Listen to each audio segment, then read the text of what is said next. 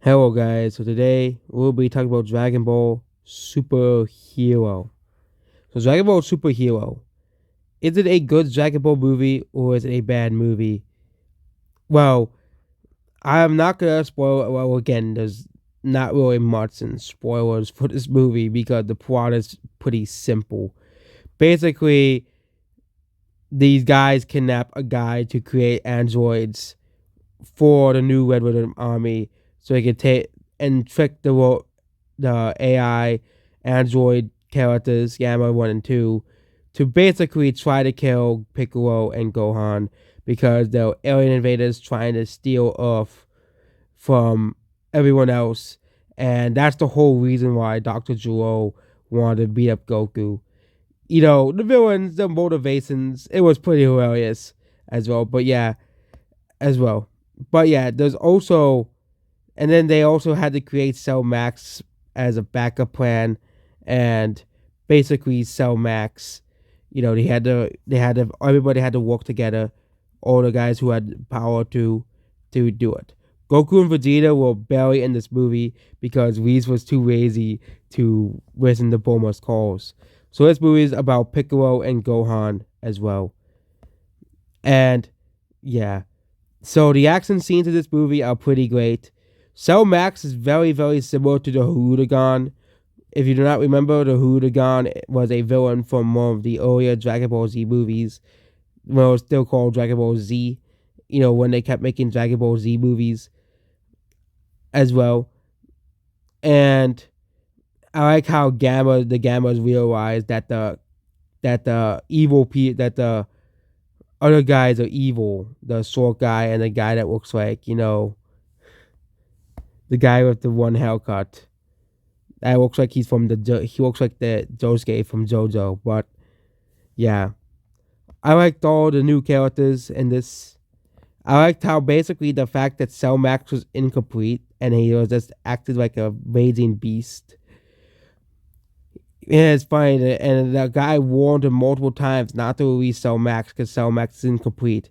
Basically, mean that Cell Max, and no, it wasn't because he was not perfect Cell. It was because he wasn't able. Cell Max is not able to think on its own, and won't be able to be controlled either, as well. So overall, this is a good Dragon Ball movie. Not as good as Battle of the Gods or Broly, obviously,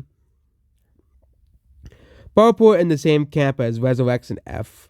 Resurrection F is not as good as the other Dragon Ball movies, obviously, but Battle of Gods and of course Broly, but it still is a Dragon Ball movie nonetheless as well. I like the animation of this movie. The animation is really clean and really great. They put a lot of effort into the animation. This movie only costed $40 million to make, but again, not 40. I think it was $15 million to make, but they put a lot of effort into the animation. And yeah, that's to be a gift for Piccolo. Well, Gamma goes up to Piccolo and Piccolo pushes him back. But yeah, there wasn't really, again, spoilers. You know, as well. There isn't really much to spoil. It's a Dragon Ball Z movie. It really isn't. Dragon Ball Z movies aren't really about the story. It's really about the battles as well. I think the Dragon Ball Z movie that does the most of story is Dragon Ball Super Broly. And then of course Frieza does the Frieza movie that they revive Frieza and they have to just beat up Frieza and teach him and get rid of him again. As well, same with the BOS movie. The BOS movie doesn't really have much of a story, but they introduce BOS and Whis, which some of the best characters in Dragon Ball as well. So yeah. So yeah. Also, Piccolo and Gohan have new forms in this. So basically, Gohan's new form is Gohan Blanco. Okay, that if you remember that those videos about Gohan Blanco. Okay, and Piccolo gets a new form called Orange Piccolo as well, which makes Piccolo more powerful as well. Which means Piccolo and Gohan are able to stand with the Saiyans, other Goku and Vegeta as well. And I think at this movie, Gohan realized that he has to train and not do research all the time as well. Also, I like the fact that they made Android 21 canon. I didn't really beat the Dragon Ball Fighters game as well because there were so many storylines in that game you could do in that game. But Android 21 was like one of the main villains of Dragon Ball Fighters, and the fact that they made Android 21 canon was pretty cool. And I liked how the fact that Gohan was researching Aztec and towards Super Saiyan, that was pretty funny as well. And also explores more Gohan and Piccolo's life as well. Well, the fact that Gohan only cares about his studies and not, his granddaughter. Oh, no, granddaughter. That's Goku's granddaughter. Not his daughter. That Piccolo has to constantly pick her up, as well. But yeah, I'm still tired.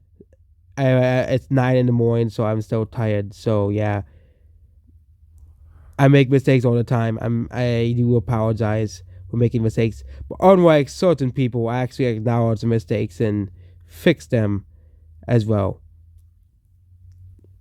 Well, but yeah, Gohan doesn't want to pick up his daughter, even though, yeah, and of course Goku's not there to help, so Piccolo has to do all the deeds.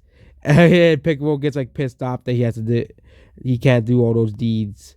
He has to do all those deeds. But also I like the fact that Piccolo unlocked his full potential as well. In this as well.